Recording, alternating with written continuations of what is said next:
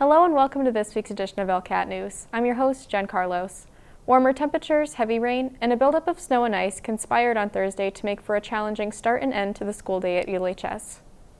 With roof drains still obstructed by snow from the weekend storm, water flooding the roof backed up around skylights and other joints in the roof membrane, leading down and migrating along roof trusses, dripping onto fiberboard ceiling panels, and ultimately onto hallway floors.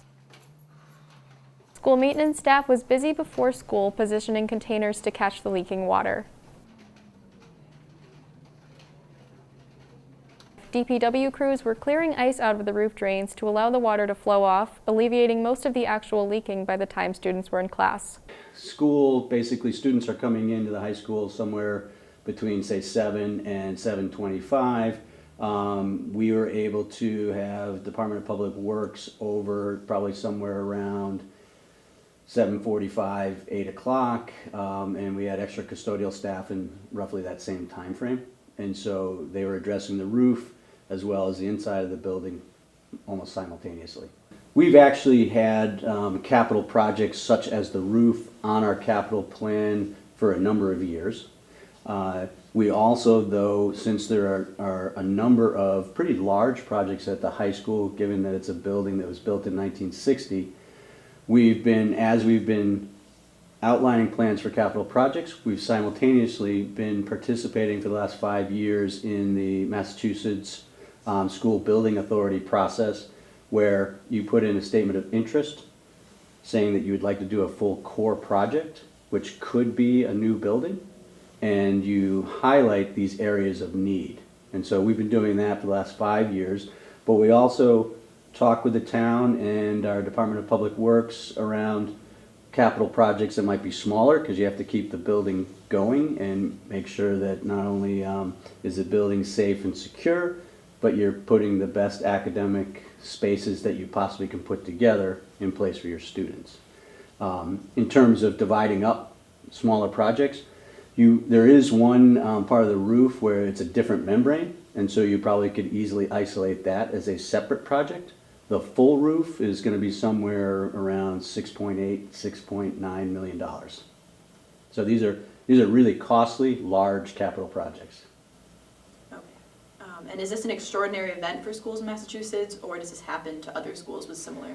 I can't speak for all districts in Massachusetts. What I can speak to is that many school buildings have flat roofs, and similar to East Long Meadow High School, they may have skylights. There are numerous skylights. Anytime you have a flat roof and then you have something like a skylight or a rooftop unit for HVAC that's penetrating the membrane of the roof, you have the potential, as that roof ages, to have areas that water can get access into. And that probably was where, for East Long Meadow High School's roof, the leaks began years ago. But as part of our maintenance program each summer, our Department of Public Works looks to seal 10 or more skylights so that we're continuously patching the roof. I've been employed in 3 different school districts. In all 3 of those school districts, when you have pretty intense rainstorms and you have a building with a flat roof, you may have leaks here and there. Yesterday's event, where you had a rainstorm plus the snowpack, and the rainstorm then adds, say, 1 to possibly 2 inches of rain, that was sort of a unique event. We don't generally have as many leaks in one rainstorm as we saw yesterday. It was an eventful day. But certainly, first and foremost, on any given school day is the safety of our students and our staff. At Tuesday evening's school committee meeting, the issue of a new high school project was on the agenda again, including authorization by the committee of a new statement of interest to be submitted to the MSBA. We are progressing forward. We're taking it step by step, and you're giving us our next target date, which is February 12th. We met with the chair of the town council. That is when the town council will vote on the SOI February 12th. We're going to provide a tour to the town council in this building a week from today at 4:30, so the town council members know what they're voting on.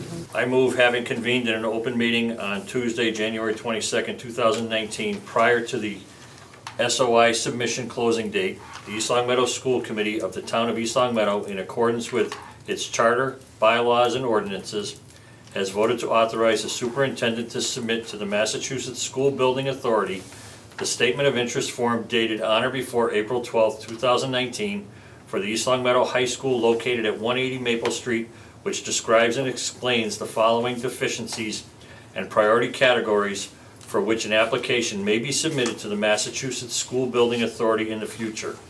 Priority 3, loss of accreditation. Priority 5, replacement, renovation, or modernization of school facility systems such as roofs, windows, boilers, heating and ventilation systems to increase energy and conservation and decrease energy-related costs in a school facility. Priority 7, replacement of or addition to obsolete buildings in order to provide for a full range of programs consistent with the state and approved local requirements. And hereby further specifically acknowledges that by submitting this statement of interest form, the Massachusetts School Building Authority in no way guarantees the acceptance or approval of an application, the awarding of a grant, or any other funding commitment from the Massachusetts School Building Authority, or commits the East Long Meadow Public School District to filing an application for funding with the Massachusetts School Building Authority. Well done, Mr. Fonseca. Do I have a second? Second. Any discussion? Let's do a roll call vote. I'll start, Ms. Marcy Boucher. Yes. Mr. Fonseca? Yes. Ms. Trulio? Yes. Mr. Thompson, Vice Chair? Yes. Chair votes yes also, so we're unanimous. Ms. Slade, we're going through the process again. So our next relevant date is a week from today at 4:30 when we take town council through here, and then February 12th when we have town council vote. And at this week's meeting, the Town Council held a public hearing on a citizen's petition filed with the clerk in December. That petition sought a vote by the council to deny Town Manager Denise Menard any increase in salary and a vote not to renew her contract. In which appears to request passage of a measure specifying that the town manager be given no salary increase and that the town manager's contract not be renewed. I initiated the petition, which I presented to the town council on December 11th. The petition pretty much stands for itself. There was over 100 voters that signed the petition, and basically the petition stands on its merit, and I'm requesting the council vote based upon what the voters and the residents of this town would like to see happen. Thank you. Thank you. Several residents questioned the merit of the petition and spoke favorably of their interactions with the town manager. Since my experience with Ms. Menard as both a resident and a board member has been nothing but positive. I have found her to be consistently responsive, informed, articulate, and respectful. This is the balance of power that we voted for. 101 residents signed this petition. That's 0.62% of the current population of East Long Meadow. I understand that you are required to hear this petition per our charter, but I urge you to consider that it in no way represents the entire community. With all the idiosyncrasies of everyone in this room and every board member that's appointed or elected in this town, there's no one person alive that can satisfy everybody all the time. So you're going to have some disgruntled people here and there, and all in all, I'd say I'm grateful for what you've done and the town council's done to alleviate the situation for myself and my family. Thank you. She doesn't put you off. She puts you in contact. And on one of my issues, it just so happened that they caught the ear of two of the councilmen, all right? Mr. O'Connor and yourself, Ms. Hill. I got a call back making certain that what my perceived issue was, if I had been dealt with fairly. Did I have any additional issues to be taking place? Okay, this is what you expect. When we stood out there with the sign saying change for the charter, it's because we wanted a go-to person. Never did anybody ever say any person is perfect. But I have never seen a harder working individual than what I see in Ms. Menard. Councilor Joseph Ford expressed his concerns about the process. my issue with this process, and I'm kind of glad that a little bit of time has passed since it was first presented till tonight. It's given me an opportunity to calm down. This, to me, to use a petition is a nuclear option. It's code red, worst case scenario. You've got to assemble the masses because the government is completely out of control. That is simply not the case. And the damage that's been done by this petition is, in essence, has done more harm to the town of East Long Meadow than anything that was alleged within the petition. Because people think that because a petition was started and there's supposedly enough names, and there clearly was not, and had some of those people taken their name off the petition, it would have fallen short. We wouldn't be talking tonight. But we choose to allow that to go forward, and I think it was a good decision because this needed to be vetted out. It's a good learning lesson on how people should present themselves in the future. This council takes our responsibilities as it relates to a citizen's petition very seriously. We will take it under advisement, and we will do our very best to make the best decision possible. Town Manager Denise Menard announced that she will hold regular public office hours by appointment for town residents every Friday from 1 p.m. to 2 p.m. beginning on February 8th. At the suggestion of a citizen, I will begin setting aside a public office hour every week. Every Friday afternoon from 1 to 2. It'll be posted on the newspapers.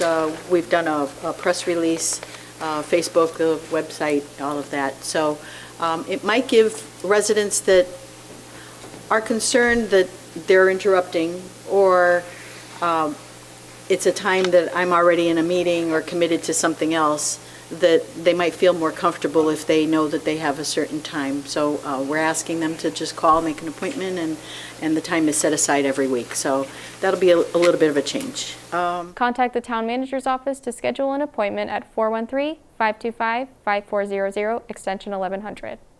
Stop by the Senior Center on Tuesday, January 29th at 12:30 for National Self-Defense Month. Officer Daniel Atwater will be there to teach participants how to be self-aware with self-defense tactics.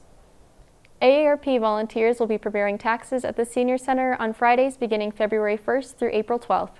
This free service is geared towards seniors of low to moderate income who are filling out a simple tax return. Due to a new process, all married couples must now come in and file together. Call 413-525-5436 or stop by the office to sign up for a time slot. Here's what's happening at the library this upcoming week. On Wednesday, January 30th from 6 p.m. to 7:30 p.m. is a Teen Advisory Board meeting. Design programs, share ideas, recommend library materials, make a difference, and earn community service hours. Teens ages 12 to 18 are asked to register for this event. On Saturday, February 2nd from 11 a.m. to 12 p.m. is a family history event. Learn how to use Ancestry Library Edition in this hands-on small group session with instructor Maureen LaBranche.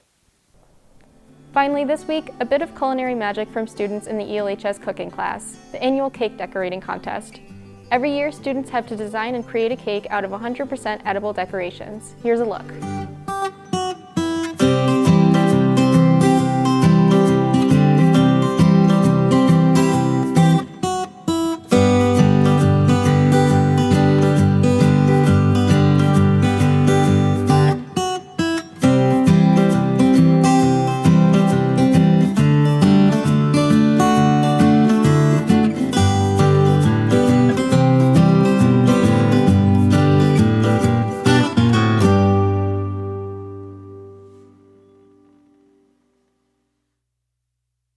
That's it for this week's edition of LCAT News. I'm Jen Carlos. Thanks for watching. See you next time.